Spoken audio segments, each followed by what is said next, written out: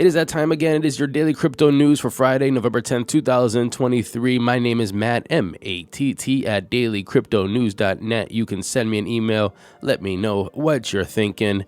I'm thinking FOMO. I'm thinking greed. I'm thinking Bitcoin spot ETF. I'm thinking Ethereum spot ETF. BlackRock is making some big waves in the industry, and we are seeing the emotion. We are seeing the anticipation. We are seeing the speculation in the prices across the board. Now, look, is this a bull? I honestly don't think so. This is number go up temporarily until we actually have some definite news. If we get a spot Bitcoin ETF, we're off to the races. If we do not, then we're going back down. This is not a typical bull. But I want to tell you, people in the space have been through these cycles. This is my third bull bust cycle. And in that 2-year period where you're just sitting there, sitting on your hands, just keep on producing. Nobody wants to spend on marketing.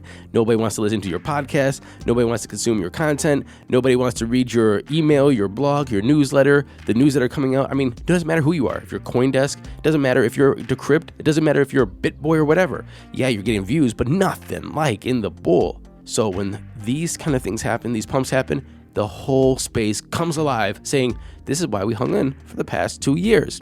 Speaking of that, one of my biggest pet peeves is when you say you're in Bitcoin or blockchain or you like Ethereum or you do something within this space, everybody says, oh, that scam, that Ponzi scheme, they're not worth anything. They're just made up. They're beanie babies. They're tulips.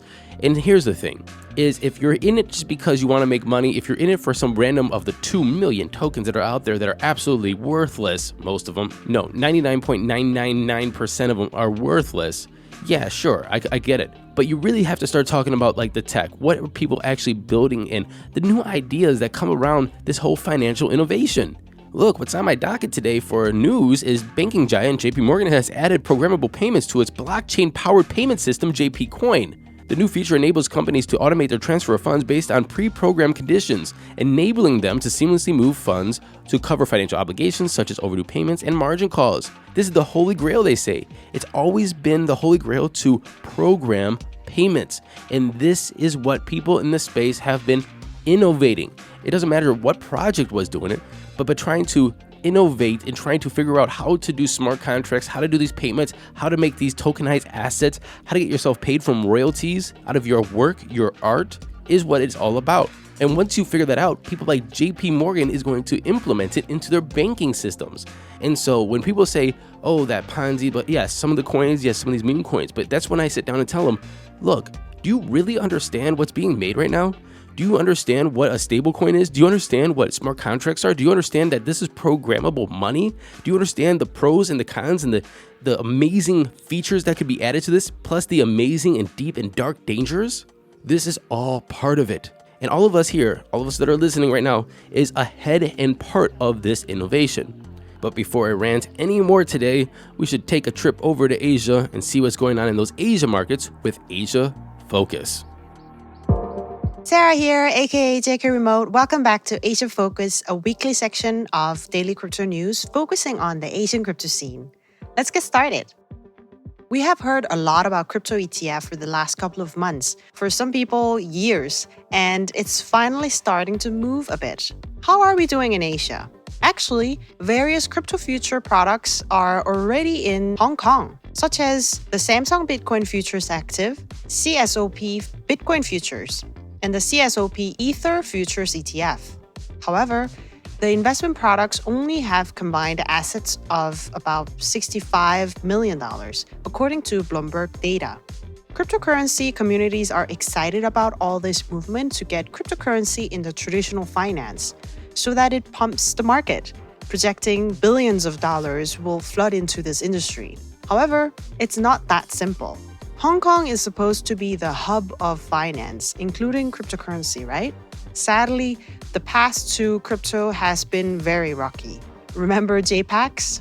Still, the Hong Kong government recently weighed the launch of a spot cryptocurrency exchange-traded fund, ETF, amid the ongoing regulatory pushback against such products in the United States. The competition is sweet.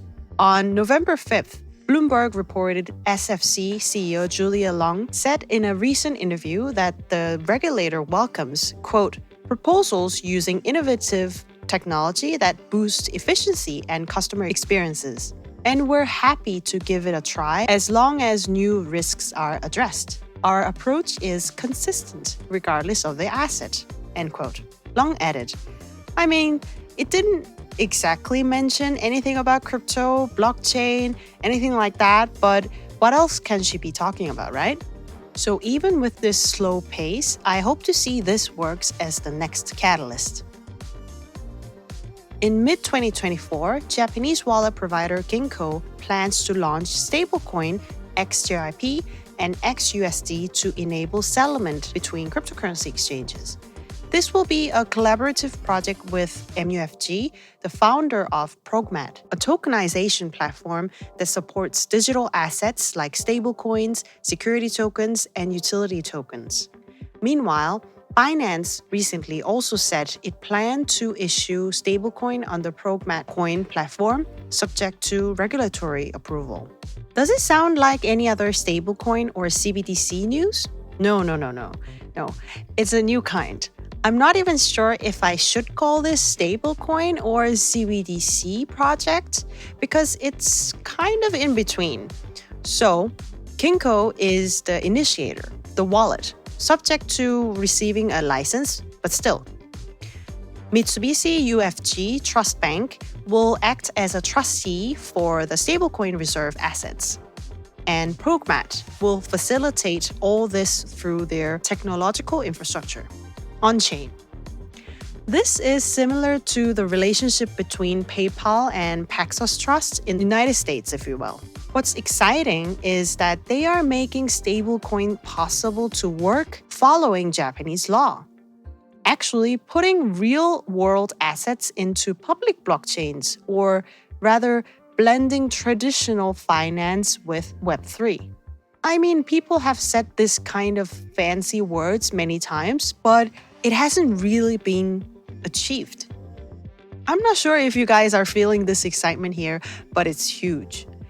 There are still multiple factors to be taken care of, but it's a major progress in actually legalized on-chain stablecoin. Institutional involvement is a bonus. So I'm weighing on this collaborative project, and I'm going to keep an eye on it. Quick interruption. If you'd like us to cover a news story from your project, our inbox is open. Reach out to us at sarah@dailycryptonews.net. South Korea's largest wireless telecommunication service, SK Telecom, has announced signing a tripartite agreement with Aptus Labs and Atomrigs Labs. According to the official announcement on the LinkedIn post, the strategic partners is expected to enhance SK Telecom's affiliations with customer-preferred mainnets and dApps. The focus will also be on its Web3 wallet service, T-Wallet. This collaboration with Aptus marks the first non-EVM blockchain integration by the Korean telco firm. Now, I'm usually not such a fan of big tech firm announcing as if they are going to do something about Web3. It usually ends up as a PR announcement and we don't see any progress. This might be the same, but never say never, right?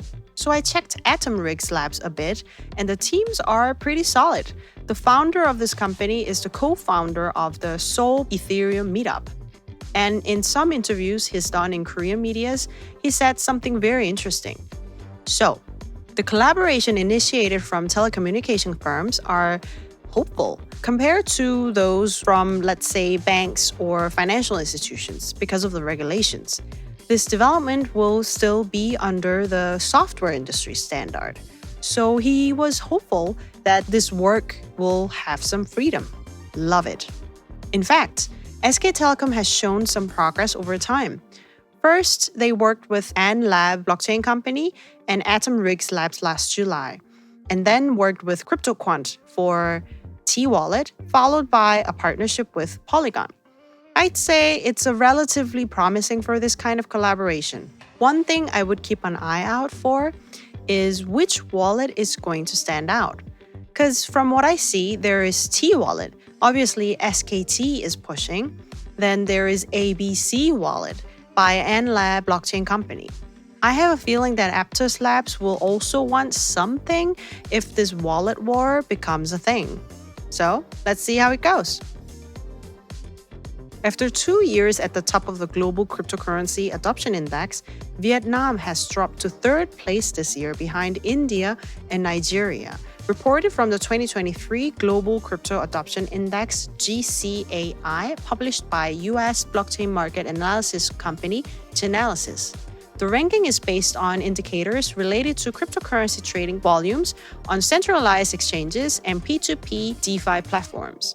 The index is averaged over a year and has a scoring scale of 0 to 1 for each country. Even though Vietnam has over 10 blockchain firms with a capitalization of more than $100 million, including C98, Axie Infinity, and Kyber Network, it's definitely not enough.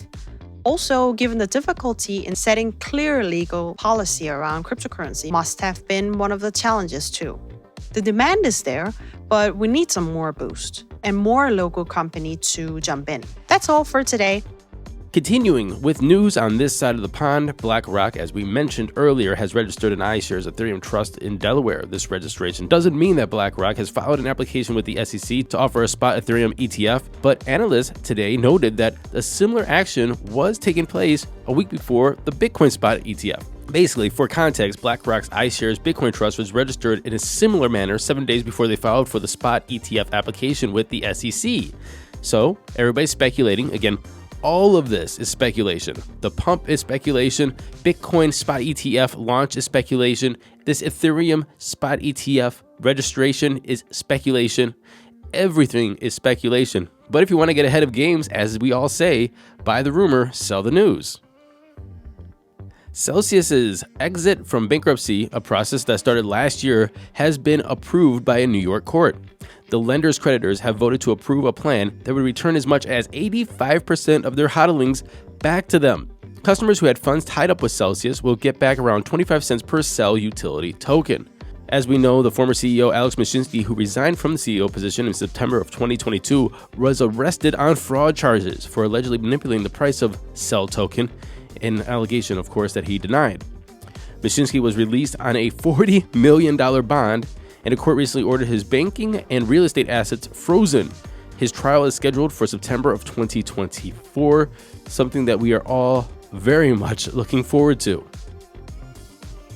Tron's founder, Justin Sun-owned Poloniex, which is a crypto exchange that we all used back in the day until we didn't. Anyway, it has been hacked for about $60 million worth of crypto assets. Those assets are Ethereum, Tron, USDT, TUSD, Pepe, Floki, and SHIB. Justin Sun tweeted, "We are currently investigating the Poloniex hack incident. Poloniex maintains a healthy financial position and will fully reimburse the affected funds." Good for you, Justin. Good for you. Additionally, we are exploring opportunities for collaboration with other exchanges to facilitate the recovery of these funds. Now, I hope that the reimbursement comes way before they facilitate this recovery, because sometimes they say, hey, let's work with all these other exchanges, see if we can't get the funds back, and then we'll reimburse you.